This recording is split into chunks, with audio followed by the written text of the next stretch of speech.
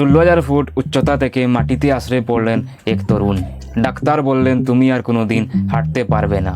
কিন্তু 18 মাস পর সেই ছেলে এভারেস্ট জয় করলো। 1996 সালে ব্রিটিশ স্পেশাল ফোর্সের ট্রেনিংয়ে বিয়ার গ্রিলসের প্যারাশুট ঠিক মতো খুলল না।